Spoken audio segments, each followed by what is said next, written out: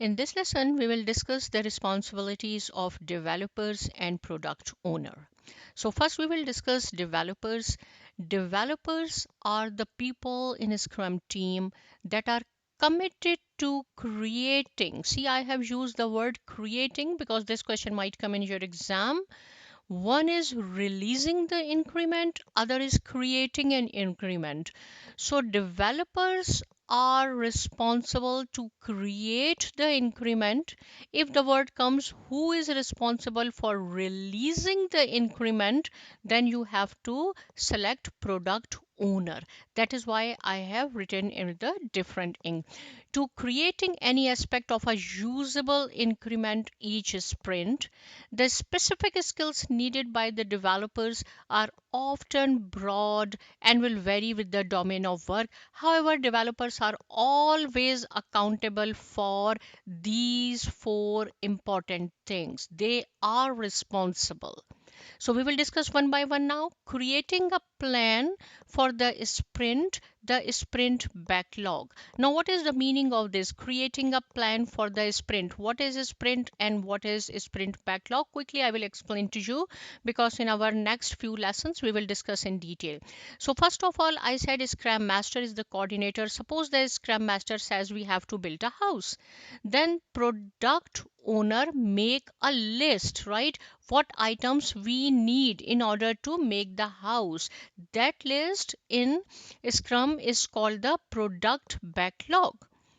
After making this list, there is the sprint planning. This is called the event. There are four events. So the first event is sprint planning. In sprint planning, Scrum team decides how many items they can complete in one sprint. Simply you can say a sprint is a container and there are four formal events. Why I am saying formal events? Because all events we have to do in Scrum. We cannot skip any of the event. So the first one is the sprint planning, right? And second one is the daily Scrum, and then sprint review and sprint retrospective, which we will discuss later on. But these are the four events. This is called the complete sprint, right? And a sprint, maybe it takes 2 weeks or a maximum of 1 month. So here in sprint planning, the Scrum team decides how many items we can complete in one sprint.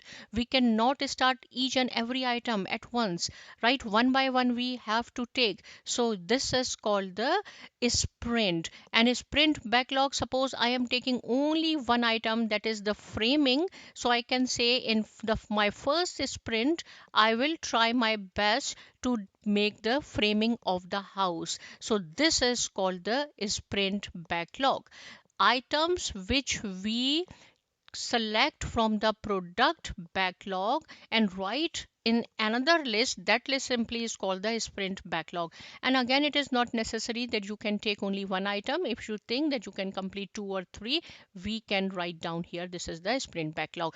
So developers are responsible to create a plan for the sprint and the sprint backlog. Instilling quality by adhering to definition of done. What is the meaning of this? I will give you a quick example, very simple. Suppose if the tailor is making our dress, so we usually give him or her the measurement, right? That size should be this, length should be this, there should be some specification. And when we collect the dress from the tailor, we check that whether our dress is according to our specifications or not. In Scrum, that is called the definition of done.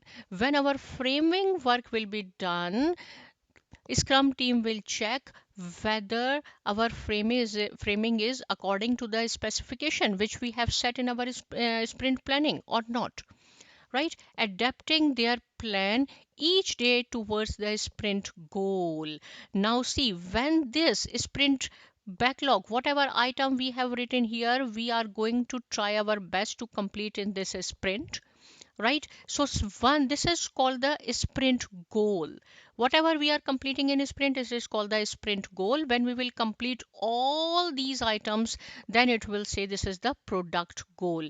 So every day the developers do the daily scrum meeting, and the daily scrum meeting is, the duration is 15 minutes, right? Here they check whether they are proceeding towards the sprint goal or not, right? So this one, adapting their plan each day towards the sprint goal and holding each other accountable as professional, means they respect each other, they support each other. So these are the four important points, and the questions might come in your exam regarding to developers. Now is the product owner. The product owner is accountable for maximizing the value of the product resulting from the work of the Scrum team. How this is done may vary widely across organizations, Scrum teams, and individuals, but keep in mind that product owner is responsible for maximizing the value of the product. They may assign work to developers, but if something happens, product owner is responsible for the product backlog. Product owner is also accountable for the product backlog management. Now, one is the product backlog, one is the product backlog management, or sometimes you will see product backlog refinement. Both are same, management or refinement, both are same. Now what is the meaning of this? See, initially the product owner write down whatever he needs in order to build the house: framing, structure, plumbing, electricity, right, flooring, cement, whatever. And after that they can arrange this list. This is not the final list. They can order, right? They can refine or manage. They can write down more detail. They can re-estimate. So this is called the product backlog management. And who is responsible? Product owner. Developing and explicitly communicating the product goal. When all these items we will done, it means our house is done. Right, so this is called the product goal. But individually, if we will take one or two items, that is called the sprint goal. Creating and clearly communicating product backlog items. They should clearly communicate to the developers or the scrum master about the product backlog item, whatever they are going to write down here. Ordering product backlog items, they can order, right? After this they can order which thing we have to do first, second, third, and so on. Ensuring that product backlog is transparent, visible, and understood, means all the developer should know what is the meaning of each item. Each and everything should be transparent. Product owner may do the above work or may delegate the responsibilities to others. This question also might come, right? They delegate the responsibilities, but if something happen at the end, regardless, the product owner remains accountable. He is responsible.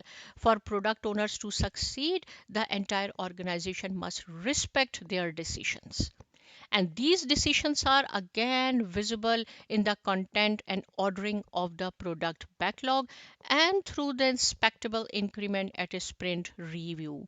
The product owner is one person. See, one person, not a committee. There are not two or three or four product owners. There are no hierarchies or sub under the product owner. The product owner may represent the needs of many stakeholders in the product backlog.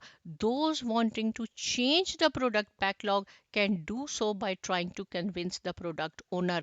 See, suppose this is the product backlog, and if the developers or the stakeholders want to change, they say no, suppose the plumbing should come first and then electricity and then so on. They cannot change the product backlog. They can convince the product owner that the plumbing should be first and then electricity and so on, right? So I hope the responsibilities of developers and product owners are clear to you. See you in the next lesson, and thank you.